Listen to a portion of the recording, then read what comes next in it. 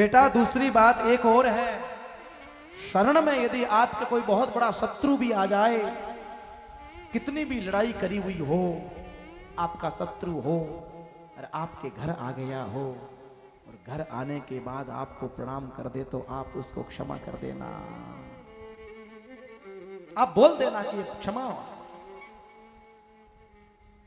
तीसरी बात है बेटा, आपके घर में कोई अतिथि आए, कोई संत महात्मा, कोई अतिथि, उसका अवश्य सम्मान करना। तुम्हारे पास में जितना कुछ आसन है उस आसन ग्रहण के लिए जरूर उसको आसन देना, जरूर आसन देना। आंखों के सामने पहले नंबर पाप, दूसरे नंबर शत्रु शरण में, तीसरे नंबर अतिथि सत्कार। ये तीन बातें जिसी किसी ग्रस्त आश्रम के जीवन में आता है उसका सुचारू ढंग से ग्रस्त आश्रम चलता है। आज परीक्षित महाराज बड़े तेजस्वी है, बड़े तपस्वी है, बड़े पराक्रमी हैं, भारत के राजा हैं। परीक्षित बड़ा भागी है। पांडव लोगों का प्रशासन बड़ा सुंदर चल रहा है। परीक्षित का प्रशासन ऐसे चल रहा है कि परीक्षित के राज्य में चोर नहीं होते थे, डाकू नहीं होते थे और गौ माता के स्तनों से दूध निकालना नहीं पड़ता था। पात्र रख दिया जाता था और दूध की धार टपकने लगती थी और पात्र भर जाता था। इस भारत में सज्जनों, परीक्षित का समय आया, विवाह हुआ।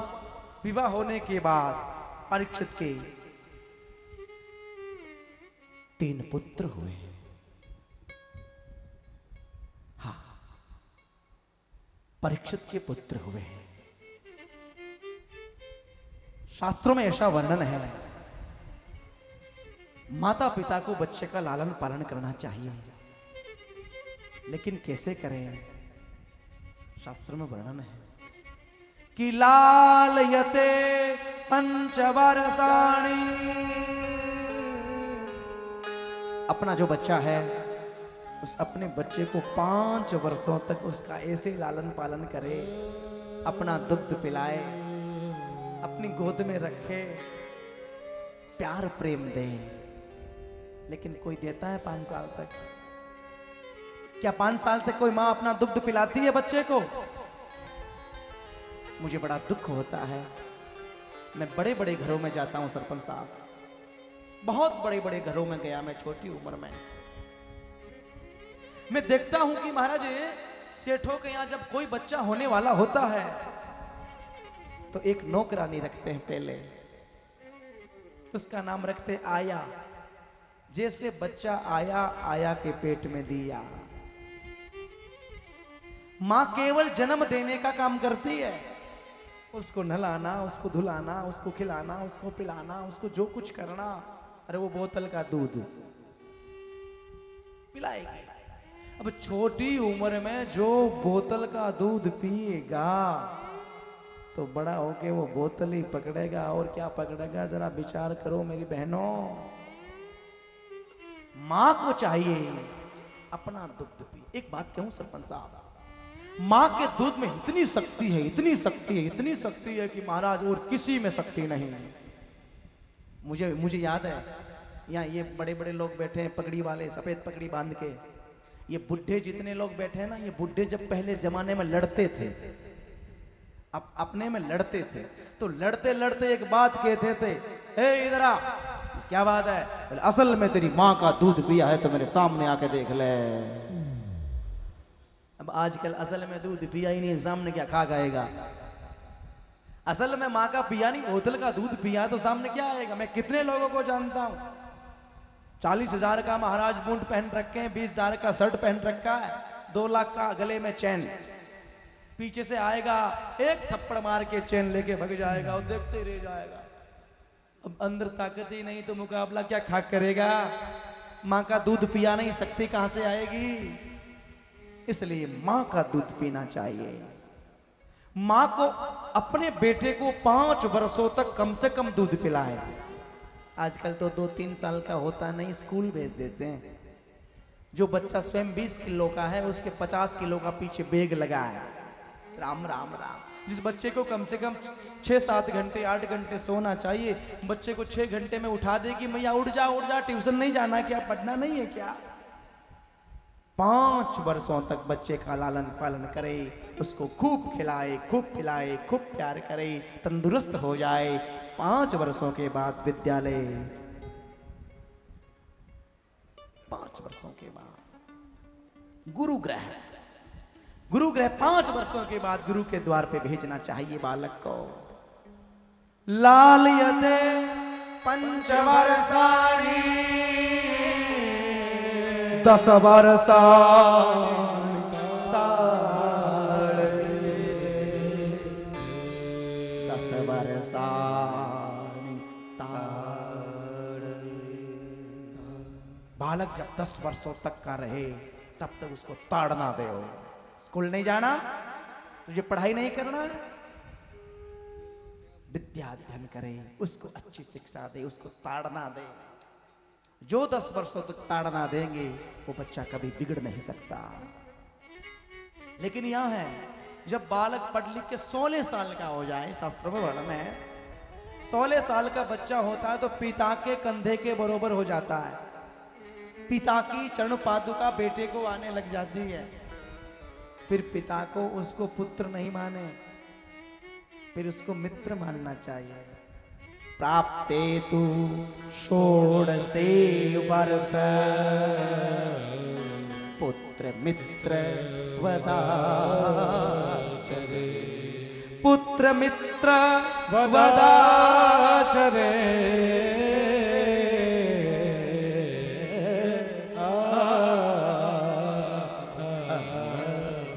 पुत्र मित्र वदाचरे,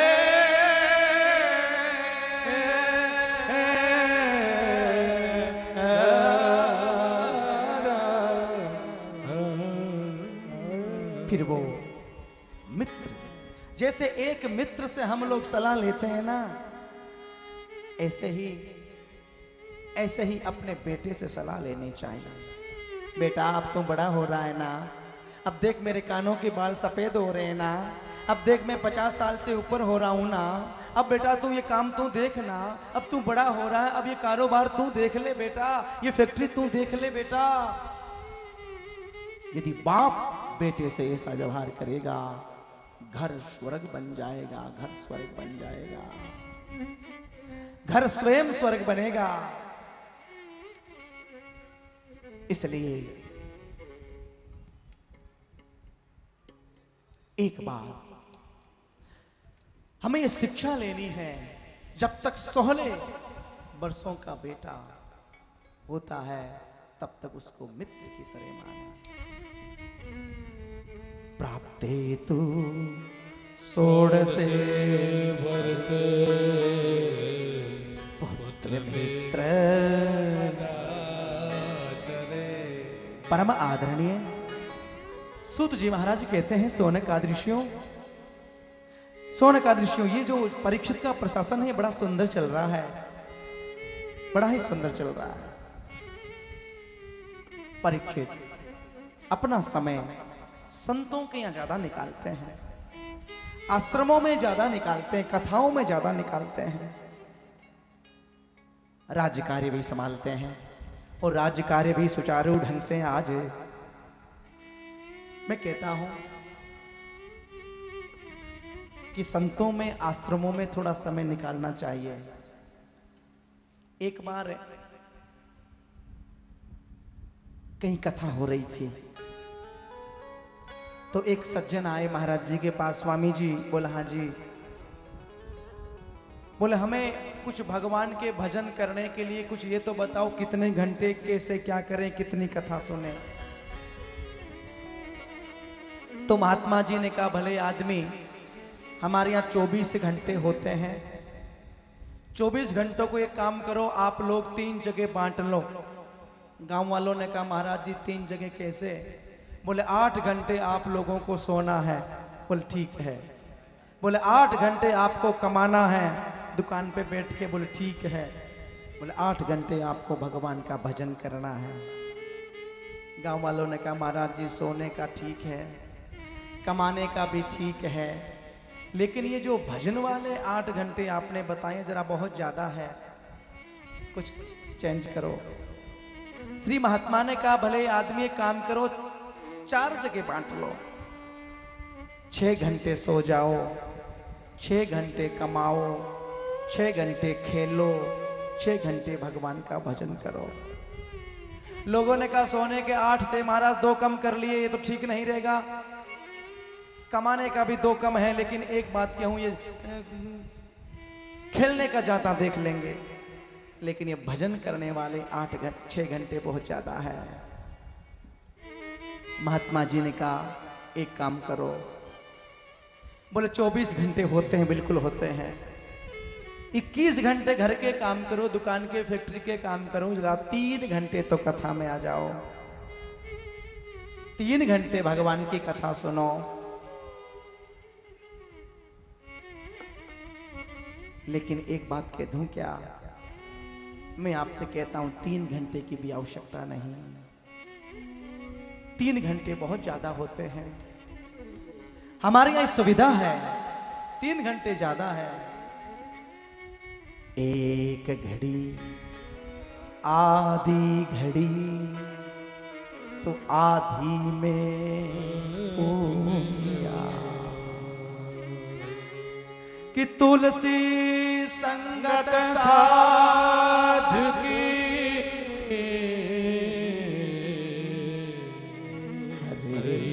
कोटि अपराध, हरे कोटि अपराध।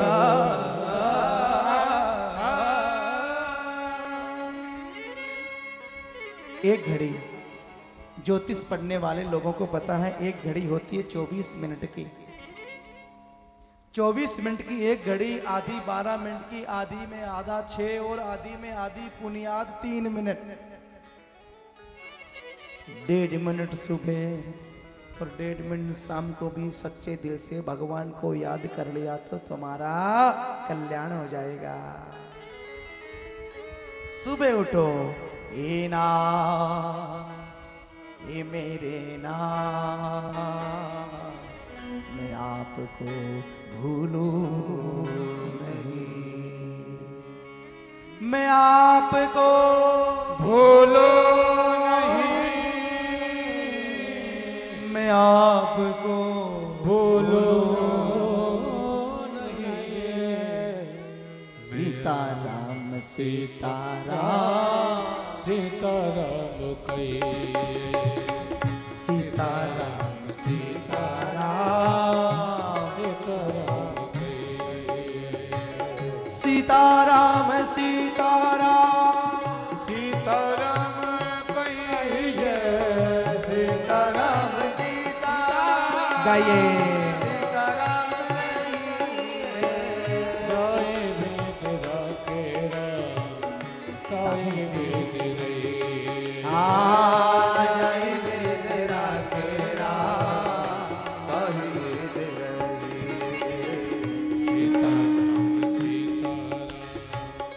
सीताराम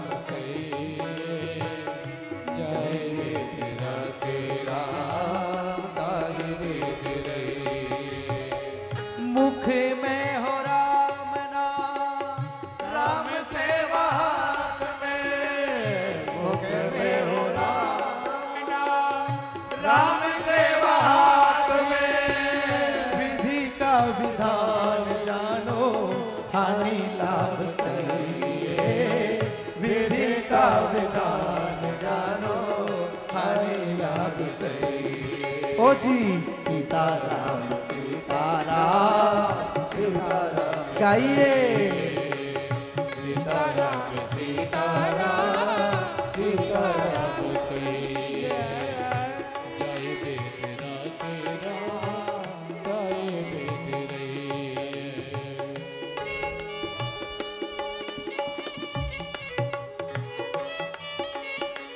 जय हो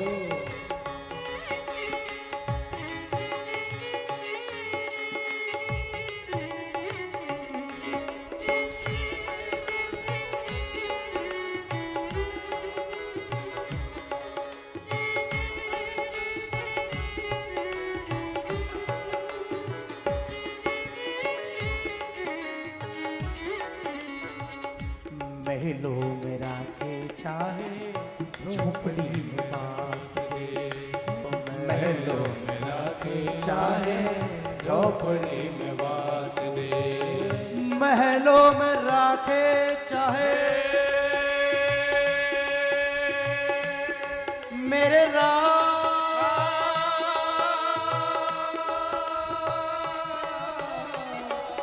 मेरे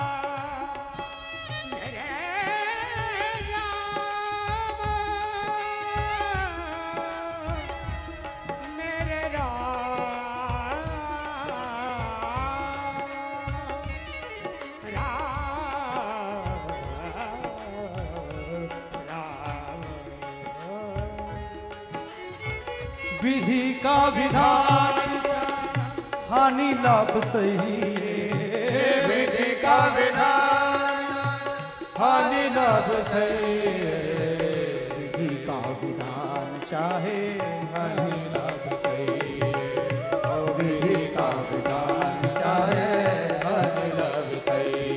ओ सीताराम सीताराम सीताराम सीताराम सीताराम कहिए, चाहे मेरा तेरा पाए मेरे रही, चाहे मेरा तेरा पाए मेरे रही। श्री वृंदावन बिहारी लाल की जय, श्री सीताराम नाम महाराज की जय।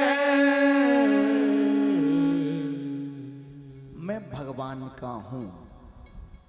सरल हृदय से एक बार यदि आपने स्वीकार कर लिया तो मैं कहता हूं कि आपका कल्याण सुनिश्चित हो जाएगा। लेकिन सरल हृदय से, जैसे एक पत्नी अपने पति को स्वीकार ही करती है कि ये मेरे पति है, केवल स्वीकार, फिर वो रात में सोती भी नहीं भूल सकती, कभी कैसे भी उसको पूछ लो पति है। ठीक इसी प्रकार से अपने भगवान को आप स्वीकार कर लो कि मैं अनाथ नहीं हूं, मेरी नाथ मेरे हैं। स्वीकार ही तो करना है। स्वामी जी कहते कहते परम धाम प्राप्त हो गए, आप स्वीकार करो। आज परीक्षित महाराज ने सोचा मेरी आधी उम्र तो ऐसे ही निकल गई है, आधी और बची है, तो अब तो मुझे कोई काम करना चाहिए। तो आज वेश बदल बदल कर संतों के आश्रम में जाते हैं और संतों की सेवा करते हैं। संतों के आश्रम में सेवा करने का बहुत बड़ा फल है। हाँ। ऐसे तो राजा को कौन वहां सेवा करने देगा परीक्षित, इसलिए वेश बदल लिया और वेश बदल के जाके मंदिरों में झाड़ू लगाते हैं, आश्रमों में झाड़ू लगाते हैं।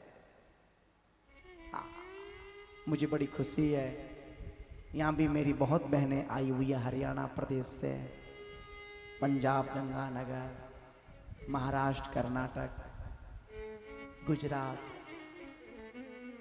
सुबह मैं देखता हूं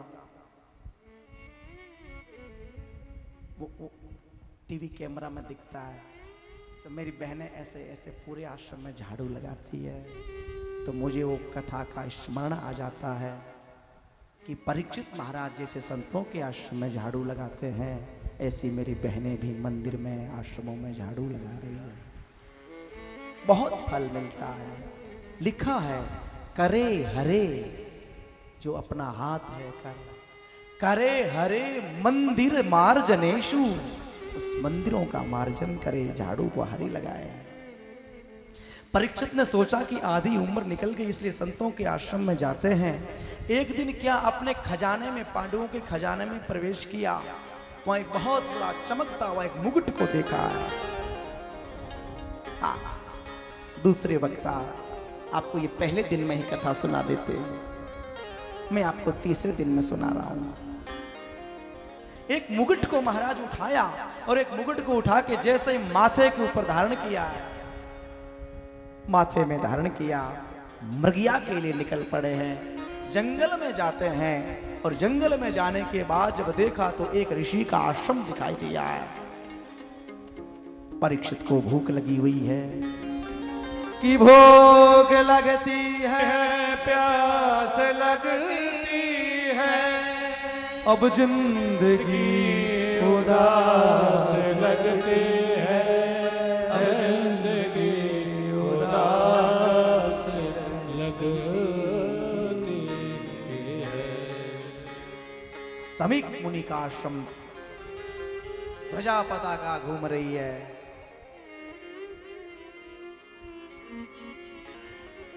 जैसे ही मृगिया के लिए निकलते हैं, सामने से क्या देखते, एक दृश्य देखा। एक बैल खड़ा हुआ है, 3 पैर कटे हुए हैं और एक पैर पे खड़ा है। सामने एक गौ माता खड़ी हुई है और गौ माता जोर जोर से उस बैल को देख के रुदन कर रही है। राजर्षि परीक्षित ने देखा ये दृश्य, गौ माता रो क्यों रही है, ये रुदन क्यों कर रही है, मैं चल के देखता हूं। परीक्षित दौड़े दौड़े बैल के पास में गई। वो बैल कौन है मैं जरा आपको बताऊं। वो बैल साक्षात धर्म है। सतयुग में धर्म के 4 चरण होते हैं, त्रेता में 3 होते हैं, द्वापर में 2 होते हैं, कलयुग आते आते 1। और कलयुग एक भी नहीं चाहता है कि एक भी रहे, उसको काटने के लिए तैयार है। कलयुग नहीं चाहता कि आप कथा में आओ, कलयुग नहीं चाहता कि आप कथा में आके बैठो। एक चरण, एक काला काला पुरुष हाथ में तलवार लेके काटने के लिए तैयार है। परीक्षित महाराज दौड़ते दौड़ते जाते हैं। धर्मराज बैल से पूछा, वो गौ माता कौन है? बोले पृथ्वी है, पृथ्वी रूपी गाय है, बैल रूपी धर्म है। मां रुदन क्यों कर रही हो? क्या इस बैल के 3 पैर काट ली सी रुदन कर रही हो?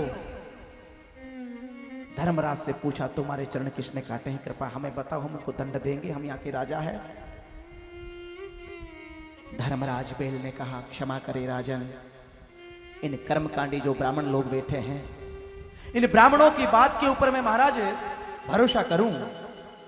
कर्मकांडी एक बात कहते हैं, कर में प्रधान विश्व रचना परम प्रधान, विश्व रचना परम प्रधान, विश्व रचना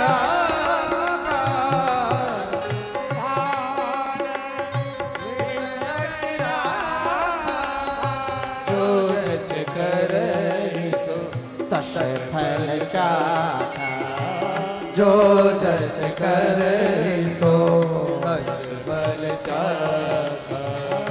कर्मकांडी लोग कहते, आज आपने जैसा कर्म किया वैसा ही फल पाओगे आप लोग। और मीमांसा वाले, कुछ मीमांसा शास्त्र के लोग बैठे थे, ये मीमांसा वालों से पूछे तो मीमांसा वाले क्या कहते हैं? कहू ने कहाहू सुखे दुख कर दाता, कहो ने कहाओ सुख दुख कर दाता। निज कृत करम भोग सब भ्राता, निज कृत करम भोग सब भ्राता। कोई किसी को दुख नहीं देता है, कोई किसी को सुख नहीं देता है। जीव अपने आप खोटे कर्म करके दुख का अनुभव करता है और अच्छे कर्म करके सुख का अनुभव करता है। ये बात परीक्षित महाराज, मुझे बताना पड़ेगा। काली काली तलवार लेके जैसे आया, पैर काटने के लिए कलयुग तैयार हुआ। परीक्षित महाराज ने जो हाथ में खड़ग उठाई, दौड़ता दौड़ता आका परीक्षित के चरणों में कलयुग पड़ गया, क्षमा करे। परीक्षित को याद आ गई, पिताजी ने कहा था शरण में शत्रु आ जाए तो क्षमा कर देना, ये शत्रु है, क्षमा कर दिया। तुम क्यों काट रहे हो? अरे कलयुग तुम यहां नहीं रह सकते। महाराज क्षमा करे, पूरे भारत के सम्राट आप हो, ऐसी कौन सी जगह है जहां आपकी जगह नहीं है, मैं कहां रहूं। कलयुग ने प्रार्थना करी, महाराज कोई एक दो मकान हमें ऐसे दे दो जिस मकान में, जिस गांव में मैं रहूं अपना, एक गांव मुझे दो। नते गुड़ा के सयसो धराणा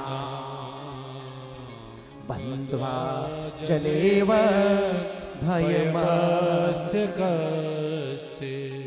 कलयुग तू मेरी शरण में आ गया, मैं गुड़ाकेश हूं, क्षमा कर दिया। तू एक गांव मांग रहा है, अरे भाई जा, मैं तुझे 4 गांव देता हूं। तूने एक गांव मांगा है, 4 गांव ले ले मेरे से, लेकिन यहां मत आना। कौन कौन से गांव दिए जरा नोट करो। कहीं आपके गांव में तो कलयुग नहीं रह रहा है, जरा ध्यान कर लो। कहीं आपके गांव में तो कलयुग नहीं है, हमारी हनुमान नगर में तो नहीं है, हमारे श्री बालाजी में तो नहीं है।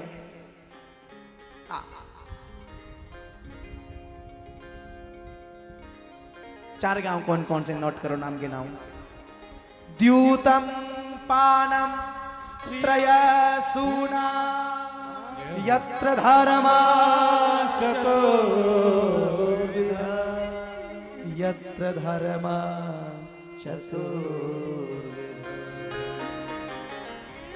द्यूतम, जहां जुआ खेला जाता है, द्यूत कीड़ा होती है। जुआ जिस गांव में खेलते हैं उस गांव में कपट के रूप में कलयुग वास करता है, ध्यान रखना। इसलिए जुआरियों के पास में मत बैठना, जुआ खेलने वालों से वार्तालाप मत करना। कपट के बिगर जुआ नहीं होता है, बिगर कपट धर्मराज युधिष्ठिर भी खेलेंगे, हार जाएंगे। द्यूतम जुआ। दूसरी बात, पानम, जहां सुरापान होता है, जहां मद्यपान होता है, वहां मद के रूप में उस गांव में कलयुग वास करता है, ध्यान रखना, शास्त्र की बात है। और सज्जनों, सूना स्त्री है, पर स्त्री गमन जहां होता हो, पर स्त्री गमन जहां होता हो, वेश्यालय, उसमें कलयुग वास करता है, ध्यान रखना। सूना माने हत्या, जहां किसी की हत्या होता हो, मारो कूटो लूटो, उस गांव में कलयुग वास करता है। 4 गांव दिए, राजा ने 4 गांव दे दिए। और महाराज परीक्षित ने सोचा, कलयुग ने सोचा, जिस राजा के यहां रहूं और राजा के गांव के ऊपर मेरा प्रभाव न हो, उस गांव में रहना ही क्या है, क्या रहना है। तब मन में विचार किया, चरणों में गिर के गड़गड़ाने लगा, आप तो सम्राट हो सके 1 गांव और दे दो। तूने 1 मांगा, मैंने 4 दिए, फिर भी 1 भूख रह गई, बोले 1 और दे दो। ने जाने भगवान के परम लाडले भक्त परीक्षित के मुखारविंद से निकल गया, जाओ कलयुग, स्वर्ण में भी तुम्हारा वास होगा।